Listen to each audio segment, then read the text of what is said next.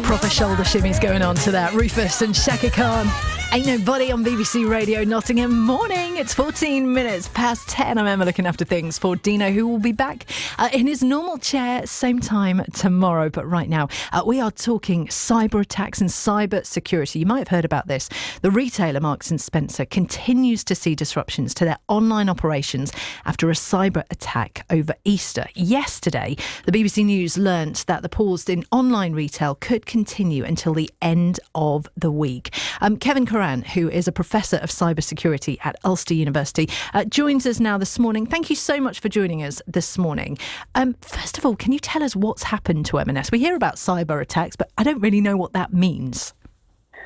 Yes, it's been over a week now where people literally cannot order from Marks & Spencer, the online portal, online website.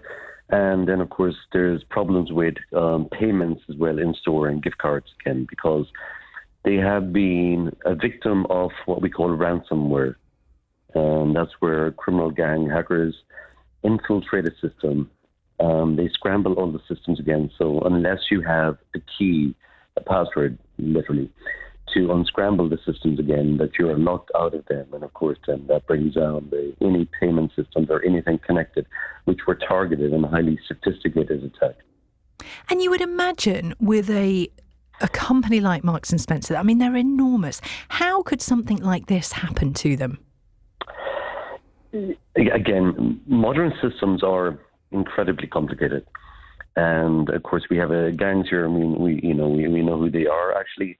But that they are, in other words, they compromise employees usually during email attacks or email phishing, basically, and they get credentials and then they do the reconnaissance online on sites like LinkedIn, so that that they know who they're targeting and how to get the information again. So in other words, then they have kind of what we call administration passwords again, but they encrypt systems. But the fact is, you can have the most sophisticated software in the world again, but sometimes the humans are the weak link in the chain again. So if someone's credentials are stolen, basically they'll log on, and of course that in some ways that a lot of this gang is known for being able to divert what we call those secondary messages again, which give you a PIN code, multi-factor authentication. They're able to divert those to their own phones. So that allows them to get access to the system again. Now, there are software you can have, of course, which try to alert administrators again, that try to scan for emails coming in or any attacks on the system, or even the start of an encryption process which reverses all your data. So these are kind of alerts you might get on the system. But of course, not everyone has that. Not everyone has that on all their systems, again, because you have a lot of systems again, over 100 in this case here again. But it's just incredibly difficult whenever you're targeted, especially by such a sophisticated ransomware group again. And they have previous, in the past, they targeted the MGM casino in Las Vegas. And basically that damage they caused there was 100 million. Wow. And so this is clearly a really sophisticated group that have targeted M&S. How will this affect customers, or how could it affect customers? I'm imagining, like me, majority of the people who are maybe listening this morning have an M&S account. Should we be worried? Nothing immediately, apart from the gang will have extracted information again on customers again. So the biggest risk really is that you might get emails which purport to be coming from Marks & Spencer, but that these emails would be targeted in such a way that your name would be spelled correctly, first name, last name.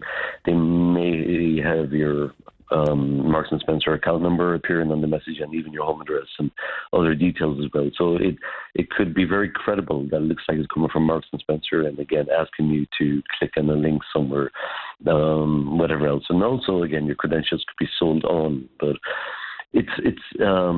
so that's the number one risk again, that you're getting highly targeted emails arising from this data breach, which happens on every data breach that happens again. The credentials get leaked, and of course people should be worried as well again in case they've gone to descramble passwords again. So think about your Marks & Spencer account and think about the password you're using there, and have you reused that password on any other site? because now you just got to presume that the password is leaked and that it can be reversed. Well, I mean, as a consumer, it's sometimes terrifying. I try really hard to make my passwords as secure as they can be, but I think it's terrifying when you hear things like that, and you know, an email might come and it looks legit, and you click on that link, and then suddenly everything's gone. What will Marks and Spencer's be doing at the moment to try and rectify what's going on? I mean, in the ideal world, they would have had exact backups again. No, it's never that simple. It's not like one computer in your office again that you just have to reboot again from scratch. But because in this case again, you got to think about all the transactions which were happening in real time right up until the accounts were shut down again. They've got to now make sure that the attackers don't have a foothold within all their systems as well, because they can re-enable them to encrypt information again. So they are working with the main players in these that do triage these incidents as well, and of course the National Cyber Security Centre as well. So of course they've got to really bring all the systems back online again, which is easier said than done. They've got to make sure that the attackers have been locked out of the system. They've got to check it first, of course, and hopefully they have identified, and we believe that they have identified when their systems were attacked. And this goes back to February again, when the initial, what we call directory service again, was exfiltrated for the passwords for admins again. So they've got to go back and then obviously see that, you know, this doesn't reoccur as well, because of course, you know, we're talking about there, you know, I'm seeing losses valued at 700 million, which is wow. I mean, you know, I just logged on a second ago, and of course I still can't order, and that's going into day 9 now, really. And well, that's what I was going to ask. It's been over a week now. You know, this is one of the reasons we're talking about it. Is it a normal amount of time to fix something like this? See, it's a major organization with payment systems again, and you know, we haven't even seen the nightmare scenarios as well, because this is one organization, of course, and Marks and Spencer, been around 150 years or so, and again, that they really are effective. And you know, this is a crisis. I mean, because people will also move on again. It's not because people will have been probably do not have come back to Marks and Spencer, but they'll find new retailers now and might never return online to Marks and Spencer. But of course, what happens? See, most organizations use payment providers again. So we have our Visas and we have our MasterCards, and then there's Square, and there's other payment services out there that 90% plus use. Now, what happens when they're attacked in the future? You could easily see where all the UK retailers are unable, literally, to take payments.